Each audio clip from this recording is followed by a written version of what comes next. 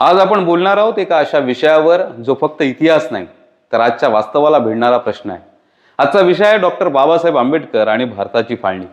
नमस्कार, मी श्याम कडाव आणि तुम्ही पाहत आहात आपलं यूट्यूब चॅनल युनिफॉर्म।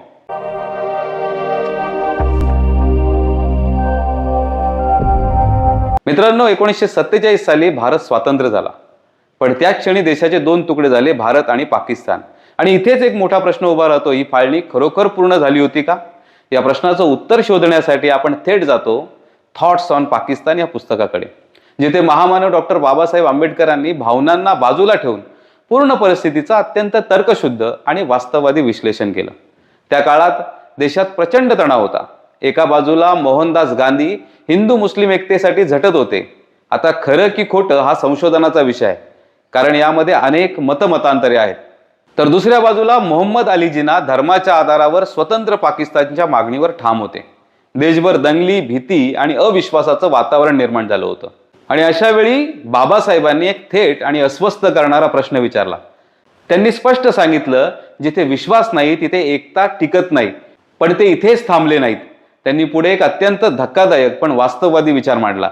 जोपर्यंत संपूर्ण मुसलमान भारतातून पाकिस्तानला जात नाहीत आणि पाकिस्तानमधून संपूर्ण हिंदू भारतात येत नाही, तोपर्यंत या देशाची फाळणी खऱ्या अर्थानं पूर्ण झाली असं म्हणता येणार नाही।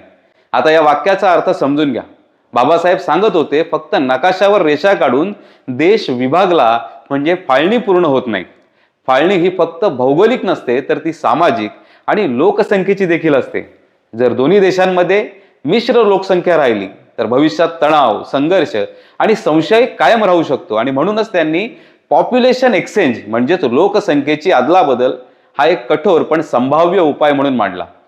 त्यांनी असंही नमूद केलं होतं की जर विभाजन होणारच असेल तर ते व्यवस्थित, नियोजनबद्ध आणि सुरक्षित पद्धतीने व्हायला हवं। हा विचार कठोर आहे, पण तो त्या काळात रक्तरंजित वास्तवातून आलेला होता। आणि अखेर तेच घडलं जे घडायला नको होतं। दोन्ही देशांमध्ये लोकसंख्येची पूर्ण अदलाबदल न झाल्याने फाळणीनंतर पाकिस्तानमधून असंख्य ट्रेन हिंदूंवरील अत्याचाराचा आक्रोश घेऊन येत होत्या। इतिहासकार आणि संशोधकांच्या मते आणि कॅम्ब्रिज युनिव्हर्सिटी प्रेसनुसार तर हजारो महिलांवरती बलात्कार, अपहरण, जबरदस्तीने धर्मांतरण आणि जबरदस्तीने विवाह केल्याच्या घटनाही यावेळी समोर आल्या होत्या। यामध्ये महिलांवर झालेल्या अत्याचाराचा अधिकृत आकडा तसा 75,000 सांगितला जातो, पण खरे पाहता तो लाखोंच्या घरात होता। पाकिस्तानमधून येणाऱ्या ट्रेन अक्षरशः शववाहिकेसारख्या येत होत्या। हिंदू स्त्रियांवर बलात्कार करून त्यांच्या मांड्यांवर अक्षरशः गोंधून पाठवलं जात होतं, आझादी का तोहफा। आता स्वतःला प्रश्न विचारा, 1947 मध्ये मोठ्या प्रमाणात पूर्ण लोकसंख्येची अदलाबदल न झाल्याने सीमावाद आणि धार्मिक अशांतता आजही कायम आहे। म्हणजेच बाबासाहेबांनी त्यावेळी दिलेला इशारा किती अचूक होता हे आपण आजही अनुभवतोय।